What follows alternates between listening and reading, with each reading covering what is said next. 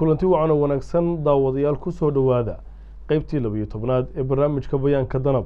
barnaamijka bayaanka danab waa toddobaadle aan ku soo qaadano warar, sheekooyin iyo warbixino ku saabsan ciidanka kumaandooska danab. waxaad jimco kasta 10 barqanimo aad ka daawan kartaa bogga aan ku leenahay YouTube-ka ee bayaanka danab ama Facebook-ga Danab Media. waxaad sidoo kale ka dhageysan kartaa idaacadaha kale ah Radio Muqdisho, Radio Baydhabo, Radio Kismaayo, Radio Galgaduud iyo Radio Beledweyne isla maalnimada jimcaha saacadu markay tahay 3:00 galabnimo.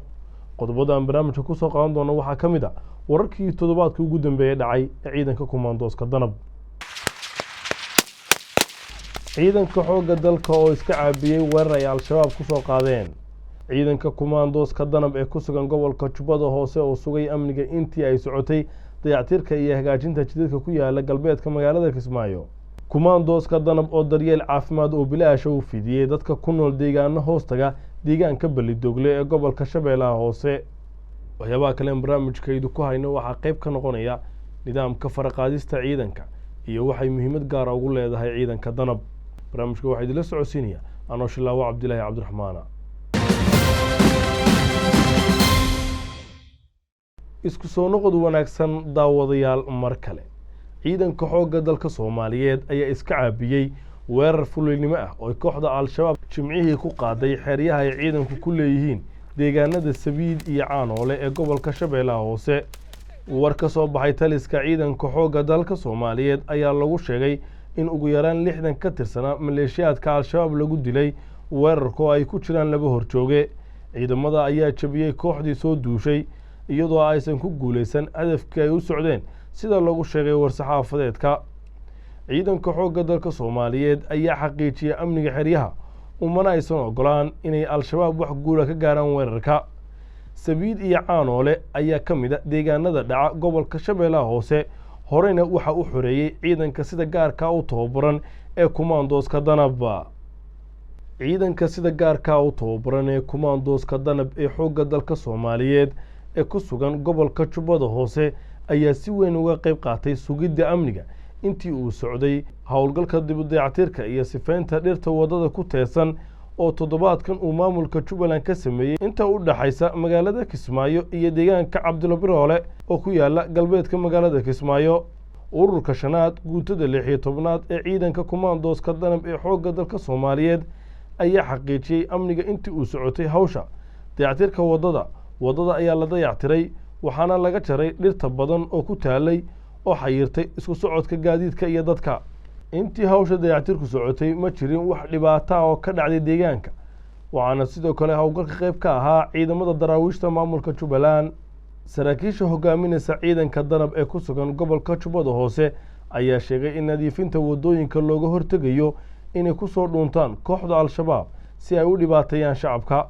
toddobaadadii la soo dhaafay ciidanka sida gaarka u tababaran ee kumaandooska danab ayaa ka saaray al-shabaab deegaano ka tirsan galbeedka magaalada Kismaayo, iyagoo sidoo kale ciidanku ku guuleystay inay soo saaraan miinooyin dhulka lagu aasay. dhakhaatiir ka socotay ururka afraad ee guutada 16aad ee ciidanka kumaandooska danab ayaa toddobaadkan baaritaano caafimaad iyo daweyn bilaasha u sameeyey shacabka ku dhaqan deegaano hoostaga deegaanka Balidogle ee gobolka Shabeellaha Hoose. dadka ka faa'iideystay caawimaadan caafimaad ayaa isugu jira haween, caruur iyo dad waayeel ah, waxaana intii ay socotay ay dhakhaatiirtu baaris, la talin iyo daweynba siiyeen dadkan. war ka soo baxay ciidanka kumaandooska danab ayaa lagu sheegay inay gargaarkan caafimaad uu qayb ka yahay dadaalka ciidamada ee caawinta shacabka Soomaaliyeed. marka laga soo tago hawsha amni sugidda iyo difaaca dalka, danab ayaa badanaa deegaanada ay ka howlgasho ka bixisa adeegyo bulsho oo ay dadweynuhu ka faa'iideystaan sida daryeelka caafimaad iyo deeqaha raashinka. intaasi waxa ku dhan wararkii toddobaadka ee ciidanka kumaandooska danab. iyadoo askar badani ay ku biirayaan ciidanka xoogga dalka Soomaaliyeed gaar ahaan ciidanka danab ayaa waxaa laga maarmaan ah in la mariyo habka diiwaangelinta casriga ah ee elektarooniga. haddaba warbixintan ayaa iftiiminaysa waxay muhiimad gaara u leedahay habka diiwaangelinta casriga ah iyo waxay ka faa'iidaan ciidanka danab. tirada ciidamada xoogga dalka Soomaaliya oo ay ku jiraan kuwa kumaandoosta danab waa ay sii kordhayaan marba marka ka dambaysa. Askar badan ayaa loo qorayaa ciidamada. Waxyaabaha laga maarmaanka u ah ogaanshiyaha aqoonsiga iyo la socoshada ciidamada waa hanaanka faraqaadista. Muddadii uu burburka dalka uu ku jiray waxaa meesha ka baxay dhammaan nidaamkii dawliga ahaa ee uu dalku lahaa. Hase yeeshee dhowrkii sane ee ugu dambeeyey dalku wuu soo kabanayay. Si tartiib ah ayay u soo noqonayeen dhammaan nidaamkii dawliga ahaa. Waxyaabaha lagu guuleystay in la hirgeliyo waxaa ka mid ah faraqaadista casriga ah.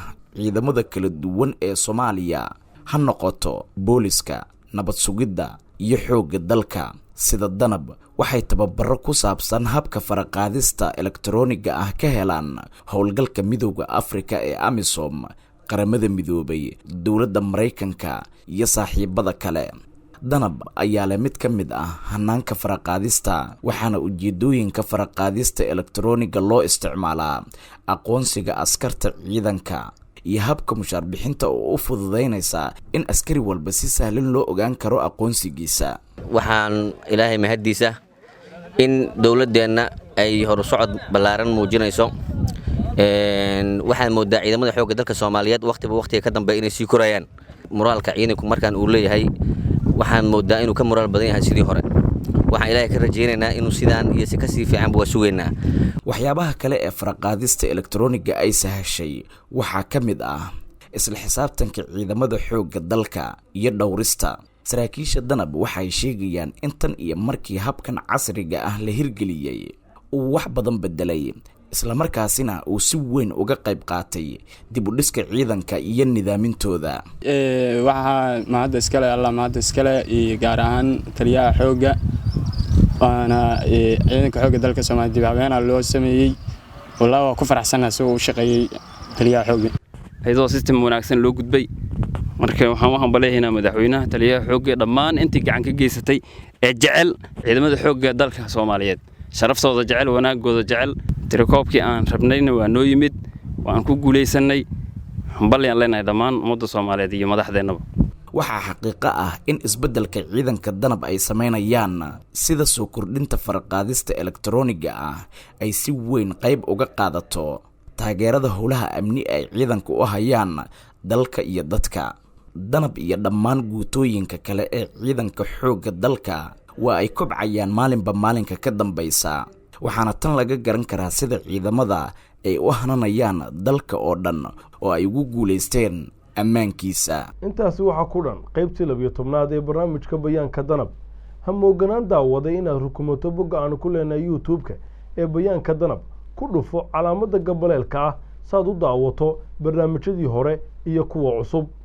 waxaad warar iyo macluumaad ku saabsan kumaandooska danab aad ka heli kartaa bogga Facebook ee Danab Media.